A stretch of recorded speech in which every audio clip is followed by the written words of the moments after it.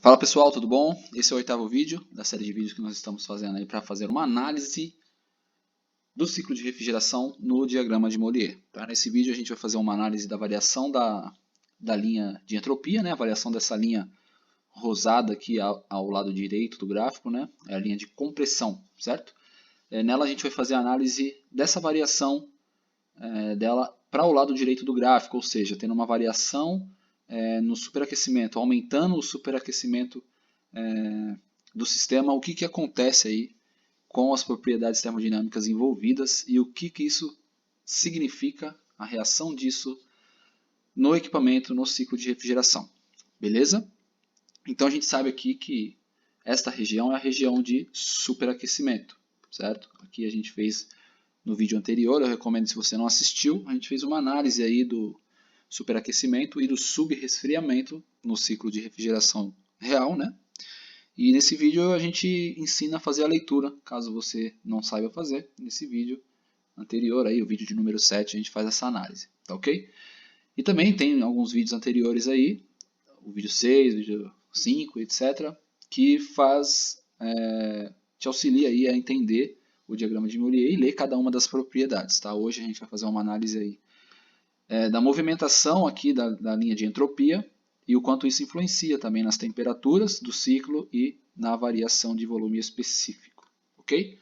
Bom, quando a gente tem aqui um aumento, eu vou pegar aqui os sinalizadores para que fique mais fácil a visualização. Quando a gente tem aqui uma variação no superaquecimento, né, ou seja, um superaquecimento alto, de acordo com as linhas do volume específico, que são essas linhas que seguem esse traço aqui, ó, né?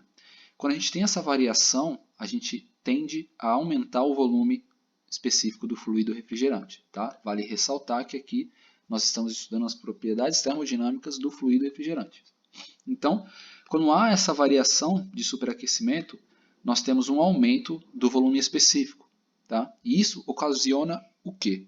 Esse aumento do volume específico, ele diminui aí, a vazão em massa do fluido refrigerante no circuito de refrigeração. Né? Por quê? Porque a vazão em massa ela nada mais é do que a vazão volumétrica dividido pelo volume específico. Tá? Então aí na equação, essa que vocês estão vendo aí na tela, ela é o denominador da equação. Então quando a gente aumenta o denominador, a gente acaba diminuindo o valor final do produto final, né? Que aí no caso é a vazão em massa.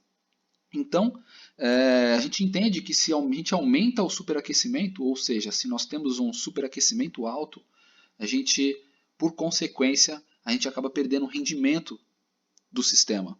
Porque a capacidade de refrigeração, ou seja, a capacidade frigorífica do equipamento, ou até mesmo da qualidade de vazão do compressor, ela é afetada, né? Porque a capacidade frigorífica ela é a vazão em massa vezes a variação de entalpia. Então isso é totalmente ligado, é uma coisa totalmente atrelada, né, à outra aqui.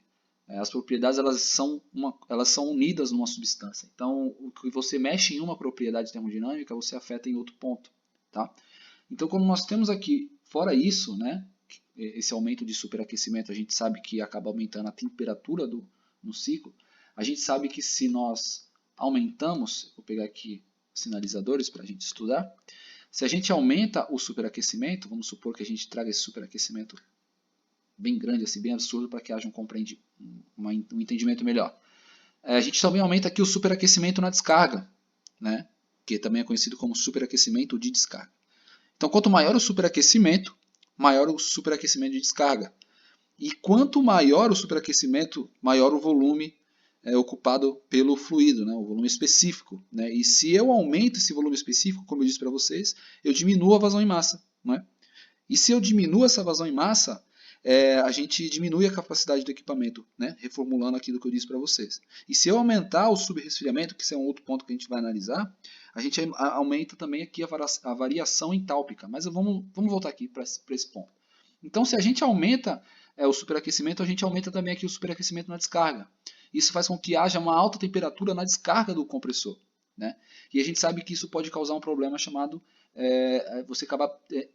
o óleo ele acaba perdendo as propriedades dele. Né? A viscosidade acaba sendo afetada e, por isso, a lubrificação do compressor acaba sendo comprometida e a gente tem um grande risco aí de danificar o compressor por má qualidade do óleo, né? Ou pelo óleo queimar, enfim. E isso também afeta as bobinas do compressor, então a gente às vezes encontra aí alguns compressores travados, né? Muito provável pela falta de balanceamento de massa do fluido refrigerante no sistema, né? Trazendo para uma coisa mais de campo aí, se a gente acrescenta fluido no ar-condicionado sem o controle ideal disso, a gente acaba aumentando aí a probabilidade de ter uma quantidade muito alta de fluido ou até muito baixa, se a gente não tem esse controle, né? Então é algo muito importante. Nesse caso aqui, o aumento do superaquecimento também aumenta aí, fora o aumento do volume, ele aumenta o superaquecimento de descarga, trazendo aí esse problema que eu disse para vocês de alta temperatura na saída do compressor e comprometendo a lubrificação do fluido refrigerante. Nesse lado aqui, a gente tem aqui o subresfriamento, que foi algo que a gente estudou, né? E por que eu estou falando isso para vocês? Porque se a gente trouxer agora, né, como a gente já está fazendo aqui um estudo da linha de entropia, né, a linha de compressão, se a gente trouxer diminuir o superaquecimento, ou seja, trazer essa linha mais para a esquerda dela, né? Ou seja, trazer o superaquecimento, não o superaquecimento, mas trazer a linha para dentro dessa região de mistura, a gente acaba comprometendo aí o compressor, porque o que acontece? O fluido ele acaba entrando no compressor em fase de mistura, né? Ou seja, com uma quantidade de líquido ainda, né? E isso a gente sabe que não dá certo. O fluido refrigerante ele tem que entrar no compressor no seu estado 100% gasoso, porque aí não compromete o óleo, não compromete as partes mecânicas aí do compressor e nem as elétricas, né? Então, ó, a gente entende que se nós aumentamos o subresfriamento, a gente acaba diminuindo o superaquecimento. E se não houver esse controle, ou seja, a gente está trazendo essa linha para dentro da região de mistura. Então, é aquela questão que eu disse para vocês, o fluido está entrando com alguma porcentagem de líquido ainda, com gotículas de líquido ali no compressor. E aí acaba afetando o funcionamento do compressor. Então, quando nós aumentamos o subresfriamento, a gente diminui o superaquecimento e aí a gente começa a comprometer a qualidade do fluido, né, dentro do que é proposto para o compressor, né, ele acaba entrando aí com uma parte em estado líquido, né, Então é muito importante, né, a gente saber o balanceamento de massa do fluido refrigerante num ciclo de refrigeração, tá? Porque acaba ocasionando tudo isso aqui que está acontecendo, né? Acaba aumentando o volume específico do fluido, que diminui aí a vazão em massa, que interfere na capacidade de refrigeração do fluido refrigerante, ou seja, na verdade, a capacidade de refrigeração do equipamento, certo?